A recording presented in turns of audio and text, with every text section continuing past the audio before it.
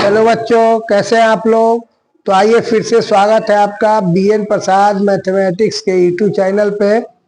तो आज मैं आपको धातु अधातु का दूसरा पार्ट में कुछ पॉइंट जो है वो बताने जा रहा हूँ। पॉइंट है कि द्विधर्मी या उभयधर्मी ऑक्साइड क्या है। मतलब आपको पहले बता चुके हैं कि धातु के ऑक्साइड जो है भास्मिक या क्षारीय प्रवृत्ति के होते हैं और अधातु के जो ऑक्साइड होते हैं अम्लीय प्रवृत्ति के होते हैं। लेकिन कुछ धातु के ऑक्साइड ऐसे होते हैं जो अम्ल की तरह भी व्यवहार करते हैं और क्षार की तरह भी व्यवहार करते हैं। तो उसी प्रकार के ऑक्साइड को हम उभयधर्मी या द्विधर्मी ऑक्साइड कहते हैं। तो कुछ धातुओं के ऑक्साइड अम्लीय तथा क्षारीय दोनों प्रकार के गुण को दर्शाते हैं। इसी को हम उभयधर्मी ऑक्साइड कहा जाता है या कहते हैं। जैसे जिंक के oxide ZnO zinc oxide, PbO lead oxide, Al2O3 aluminium trioxide, ये तीनों जो ऑक्साइड है ये द्विधर्मी ऑक्साइड के अंतर्गत आते हैं। अब जैसे देखिए मैं अभिक्रिया करा के आपको बतलाता हूँ कि ZnO जिंक ऑक्साइड जब हाइड्रोक्लोरिक अम्ल 2HCl से अभिक्रिया करती है तो जिंक क्लोराइड ZnCl2 तथा H2 हाइड्रोजन गैस बनती है। और यही ZnO को फिर हम क्षार के साथ अभिक्रिया कराते हैं तो ZnO + 2NaOH क्या बना, sodium zincate Na2ZnO2 sodium zincate plus H2O जल।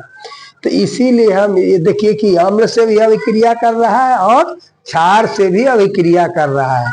इसी प्रकार के ऑक्साइड को हम क्या कहते हैं, द्विधर्मी या उभयधर्मी ऑक्साइड कहते हैं। अब अगला पॉइंट है कि धातुओं की क्रियाशीलता का क्रम इस प्रकार है। मतलब कुछ ऐसे धातु हैं जो कि अधिक क्रियाशील है, कुछ कम क्रियाशील है, कोई बहुत ही कम क्रियाशील है।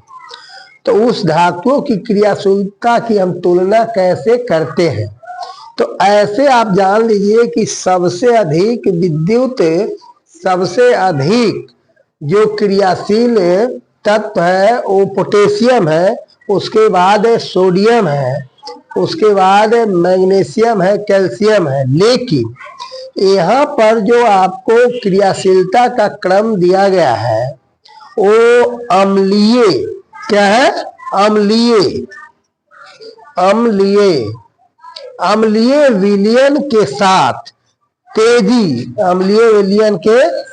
तेजी से अभिक्रिया करके H2 गैस प्रदान करती है। मतलब क्या है, जो कौन धातु अम्ल के साथ तेजी से अभिक्रिया करके और हाइड्रोजन गैस प्रदान करती है उसके आधार पर क्रियाशीलता का क्रम दिया गया है। तो यहाँ पोटेशियम के जो है सबसे अधिक क्रियाशील है, उसके बाद बेरियम है, उसके बाद कैल्शियम है, उसके बाद सोडियम है।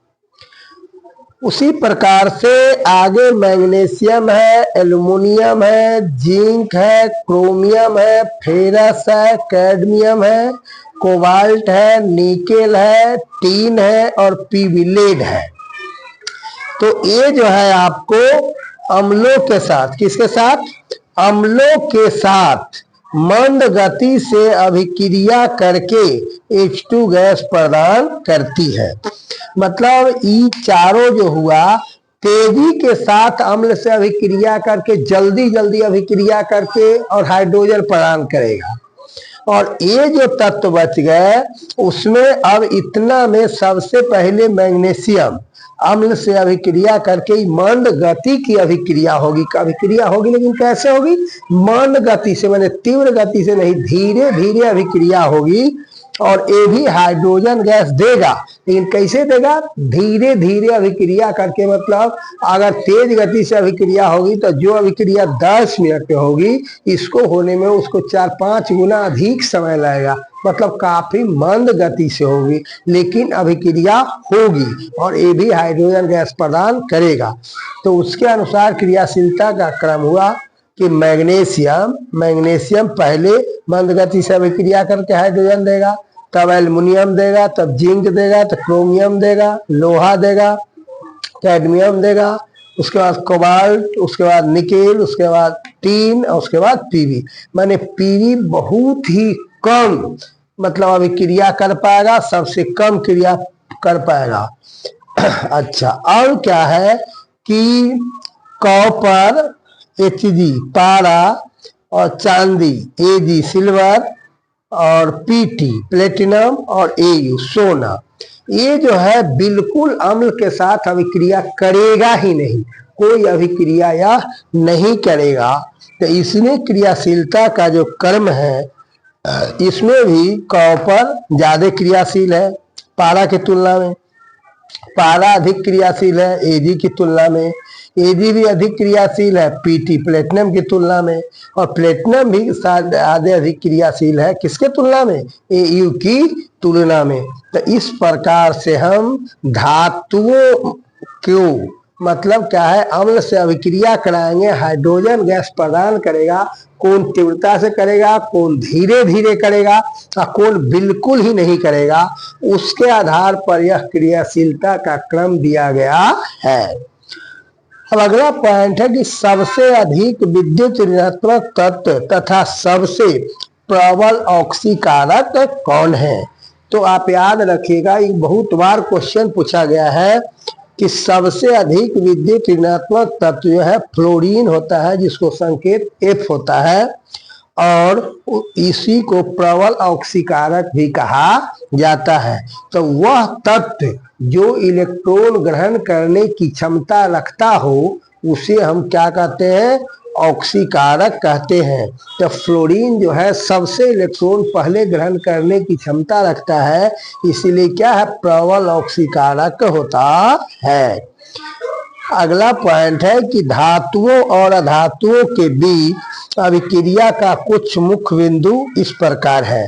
मतलब धातु अधातु आपस में अभिक्रिया करेगा तो किस प्रकार करेगा, कब करेगा, नहीं करेगा, कैसन बंधन बनाएगा, उसके बारे में कुछ बात आपको जानना है जो कि प्रश्न में पूछे जाएंगे। तो अब 1 नंबर में कहता है कि धातु और अधातु के बीच अभिक्रिया होने से आयनिक यौगिक या विद्युत संयोजी यौगिक का निर्माण होता है। तो आप हमेशा याद रखिए कि आपको बंधन जो होता है 3 प्रकार के होते हैं। एक होता है विद्युत संयोजी बंधन, जिसको आयनिक बंधन भी कहा जाता है, और दूसरा होता है सहसंयोजी बंधन, और तीसरा होता है उप सहसंयोजी बंधन। लेकिन आपको 10वां के लेवल में अभी यहाँ 2 ही चीज के बारे में पढ़ना है। एक क्या है कि आयनिक बंधन, और दूसरा सहसंयोजी बंधन।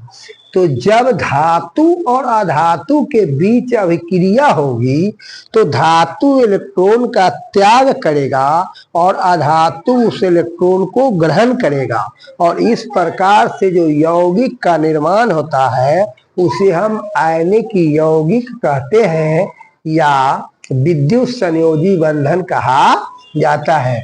तो यहाँ आप देखिए 2Na, यह एक सोडियम धातु है जो कि 1 इलेक्ट्रॉन प्रदान करता है, और क्लोरीन है कि 1 ग्रहण करता है। NaCl 2Na + Cl2 chlorine 2NaCl नमक जो बना, तो यह एक आयनिक यौगिक का उदाहरण है।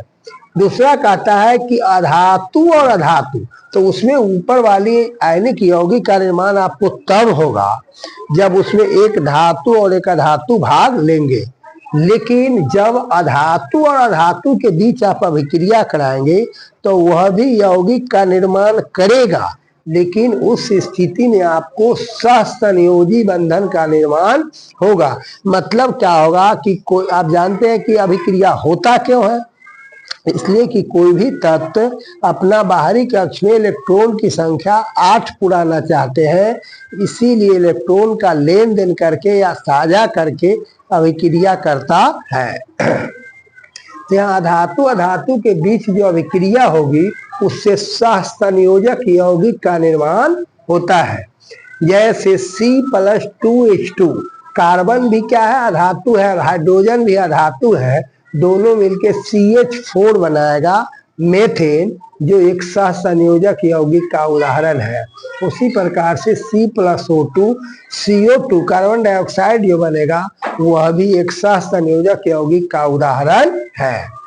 तीसरा कहता है कि जब दो धातुओं को आपस में अभिक्रिया कराएंगे तो वह कभी भी अभिक्रिया नहीं करेगा, मतलब धातु धातु के बीच अभिक्रिया होता ही नहीं है। तो ये 3 बात आपको याद रखना है। अब अगला जो है टॉपिक है कि तात्विक अणु क्या है। तो जब एक ही तत्व के अणु, जब एक ही तत्व के विभिन्न परमाणु, जब एक ही तत्व के विभिन्न परमाणु आपस में मिलकर अणु बनाते हैं तो उसे तात्विक अणु कहते हैं। जैसे में देखिए यहाँ O2, तो ऑक्सीजन के एक परमाणु और फिर ऑक्सीजन के एक परमाणु, यानी ऑक्सीजन के 2 परमाणु आपस में संयोग करके O2 बनाया, मतलब ऑक्सीजन का एक अणु बनाया। तो यहाँ ऑक्सीजन के 2 परमाणु हो गए। उसी प्रकार से नाइट्रोजन के 2 परमाणु आपस में नाइट्रोजन के एक अणु का निर्माण N2 बनाता है। ठीक उसी प्रकार क्लोरीन का 2 परमाणु मिलकर क्लोरीन का एक अणु Cl2 बनाता है। हाइड्रोजन का 2 परमाणु मिलकर हाइड्रोजन H2 बनाता है एक अणु, और फास्फोरस के 4 परमाणु आपस में मिलकर फास्फोरस के एक अणु P4 का निर्माण करता है। उसी के बाद सल्फर S1, मतलब याद रखिएगा कि कौन कै अणुक है। इस रूप में आपको क्वेश्चन कई बार पूछा जाता है ऑब्जेक्टिव में, कि आपको कह देगा कि O2 ऑक्सीजन कै अणुक है, तो 2 अणुक है, 2 परमाणुक है। नाइट्रोजन क्या है, तो 2 परमाणुक है। कहला 2 परमाणु क्या है कि 2 परमाणु मिलकर एक अणु का निर्माण किया है। क्लोरीन 2 परमाणु, हाइड्रोजन 2 परमाणु। उसी प्रकार से कह देगा फास्फोरस क्या परमाणु है, तो 4 परमाणु है। क्यों? क्योंकि उसका 4 परमाणु मिलके एक फास्फोरस के एक अणु का निर्माण किया है। और सल्फर जो है 8 परमाणु मिलके S8 एक का मतलब जो है एक अणु का निर्माण करता है। अब कहता है कि यौगिक अणु क्या है। तो जब 2 विभिन्न तत्वों के परमाणु आपस में मिलकर अणु बनाते हैं तो उसे यौगिक अणु कहा जाता है। मतलब वहां पर आपने देखा था कि कोई भी तत्व के एक ही परमाणु 2 या 3 या 4 या 8 जो भी हुआ, तो एक ही तत्व के परमाणु आपस में जुड़ के अणु बनाया था। लेकिन यहाँ वैसी बात नहीं है। यहाँ देखिए NH3, तो इसमें क्या है कि N के एक परमाणु और हाइड्रोजन के 3 परमाणु दोनों मिलके अमोनिया के एक यौगिक का निर्माण करता है। तो यहाँ पे 2 भिन्न भिन्न तत्व के परमाणु है, इसी को हम यौगिक अणु कहते हैं। तो अमोनिया के एक अणु हुआ, लेकिन परमाणु में हाइड्रोजन का भी 3 गो है और नाइट्रोजन का 1 है। उसी प्रकार से CO2 कार्बन डाइऑक्साइड, तो कार्बन डाइऑक्साइड में क्या है आपको कि यहाँ पे ऑक्सीजन का 2 परमाणु और कार्बन का 1 परमाणु आपस में मिलकर क्या करता है, कार्बन डाइऑक्साइड के एक अणु का निर्माण करता है। ठीक उसी प्रकार से सल्फर डाइऑक्साइड SO2 में इसमें क्या है, सल्फर के 1 परमाणु तथा ऑक्सीजन के 2 परमाणु आपस में मिलकर सल्फर डाइऑक्साइड का निर्माण करता है। अब आपको अगला पॉइंट है कि उत्कृष्ट या निष्क्रिय या नोबल या अक्रिय, माने 4 नाम से जाना इसको जाता है। कहेगा उत्कृष्ट गैस क्या है, या निष्क्रिय गैस क्या है, या नोबल गैस क्या है, या अक्रिय गैस क्या है। तो इस सब को आपको याद रखना है कि सब एक ही चीज का कई नाम से जाना जाता है। आपको परीक्षा में घुमाने के लिए ये सब भिन्न भिन्न भाषाओं का प्रयोग किया जाता है। तो उत्कृष्ट या निष्क्रिय गैस रासायनिक दृष्टिकोण से अक्रियाशील होता है या निष्क्रिय होता है, क्यों? तो अक्रिय गैस के बाहरी कक्षा में इलेक्ट्रॉनों की संख्या 8 होती है, अर्थात उनका अष्टक क्या होता है, पूरा होता है। इसीलिए वह रासायनिक दृष्टिकोण से क्या होता है, अक्रिय होता है और अभिक्रिया नहीं करता है। जैसे में क्या है आपको, हीलियम, नियॉन, आर्गन, क्रिप्टन, जेनन और रेडान 6 जो है अक्रिय तत्व है। इसके अलावे भी एक है, लेकिन वो क्या है आपको अति रेडियो सक्रिय तत्व है, इसलिए 6 का गिनती किया जाता है। ये सभी अक्रिय गैस के अंतर्गत आते हैं, या इसी को नोबल या निष्क्रिय गैस कहा जाता है। ये आपको हमेशा याद रखेगा कि आपको पूछेगा कि आवर्त सारणी में अक्रिय गैसों को इधर रखा गया है, तो याद रखेगा कि सबको दाहिने तरफ रखा गया है। अंतिम आवर्त का इसको शून्य वर्ग का तत्व भी कहा जाता है।